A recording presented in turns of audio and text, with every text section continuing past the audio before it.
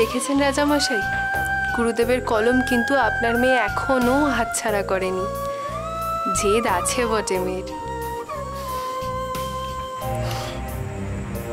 এই যে তোমার গর্বজাত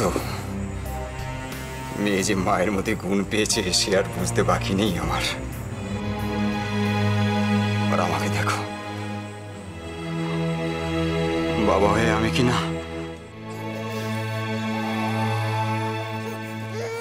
মা মারি, তুই আমাকে ক্ষমা করে দে মা, তুই আমাকে ক্ষমা করে দি। আজকে তোর সঙ্গে যা অন্যায় করতে যাচ্ছিলাম সে এক বাবা হয়ে যে কি অসহায় মুহূর্ত তোকে।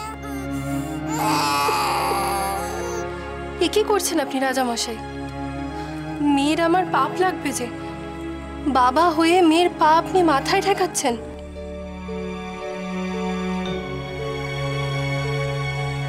বাবা হয়ে আমি কি করেছি? বাবা হয়ে আমি ঘরের লক্ষ্মীকে বিসর্জন দিতে গিয়েছিলাম। এর চেয়ে মা বাপ কি আর কিছু হতে পারে? আমি যে অপরাধ বোধে ভুগছি রানী। রানী, আমি না তোমার কাছে অপরাধী। না, আজকে যদি তুমি না আসতে তাহলে যে কি হতো আমি নিজেও জানি না। আমাকে বড় পাপ থেকে তুমি বাঁচিয়েছ। আমাকে ক্ষমা করো। তুমি ক্ষমা না করলে যে আমি ভারমুক্ত হতে পারবো না। আমাকে ক্ষমা করো। কষ্ট পাবেন না রাজামশাই, আমি আপনি তো নিমিত্ত মা বাপ। মেয়ের আমার বিধাতা পুরুষকেও হারাবার ক্ষমতা আছে। আজ ও গুরুদেবের হাত থেকে যে কলম ছিনিয়ে নিয়েছে, আপনি দেখবেন ওই কলম দিয়েই ও নিজের ভাগ্যও লিখে নেবে।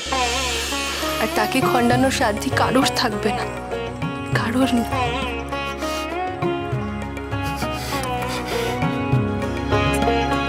তাই যেন হয় রানী, তাই যেন হয়। খনার কাহিনী সোম থেকে শনি সন্ধ্যে 7:30টায় আকাশ 8-এ।